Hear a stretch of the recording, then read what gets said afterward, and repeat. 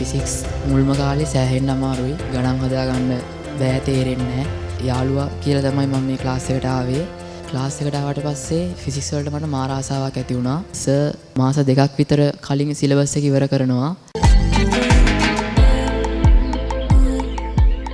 පුතා සිතුම් කවීෂ බණ්ඩාරනායක විද්‍යාලයේ ගම්පහ ෆිසික්ස් A තියෙනවා, chemistry B, biology B. Physics A එක ගොඩක් උඩින් තියෙන්න ඕන. අර දෙකත් ඒ වලට කිට්ටු කරලා ඇති B දෙකත්.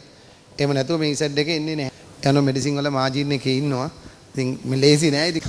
මට ඉස්සෙල්ලාම මේ ෆිසික්ස් මුල්ම කාලේ සෑහෙන්න අමාරුයි. ගණන් හදාගන්න බෑ, තේරෙන්නේ නැහැ. යාළුවා කියලා තමයි මම මේ ක්ලාස් එකට ආවේ. ක්ලාස් එකට ආවට පස්සේ ෆිසික්ස් වලට මට මාර ආසාවක් ඇති වුණා. ඊට පස්සේ මම සෑහෙන්න උත්සාහ කරා සැප් එකේ ස්ටේජ් නගින්න. අවුරුදු 1කමාරක් විතර try කළා, ඒත් නැග ගන්න බැරි වුණා. අන්තිම මාස 6 විතර තමයි ස්ටේජ් නග ගන්න පුළුවන් වුණේ. අන්තිම වෙද්දී ෆිසික්ස් වලට තමයි සාමාන්‍ය වැඩිම වගේ ලකුණු තිබ්බේ. සර්ගේ සැප් පේපර් ගැන කිව්වොත් එහෙම ඒක මාර ක්වොලිටි පේපර් එකක්. සැප් MCQ ඒවා මාරම හොඳයි. මගේ MCQ වැඩි කරගන්න පුළුවන් වුණේ මම පුළුවන් තරම් පාස් පේපර්ස් තමයි කරේ. පාස් පේපර්ස් 1994 ඉඳන් දෙතුන් වතාවක් කරලා ඇති. ඒකෙන් තමයි ෆිසික්ස් මේ විදිහට කරගන්න පුළුවන් වුණේ. මම සර්ගේ තව කැප් ක්ලාස් එකට ආවා.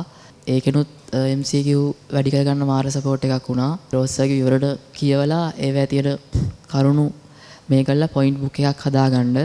එතකොට ඕගොල්ලන්ට මේක මාර වැදගත් වෙනවා. එක එක අය සර්ගේ ක්ලාස් එක ගැන එක එක ඒවා කියයි.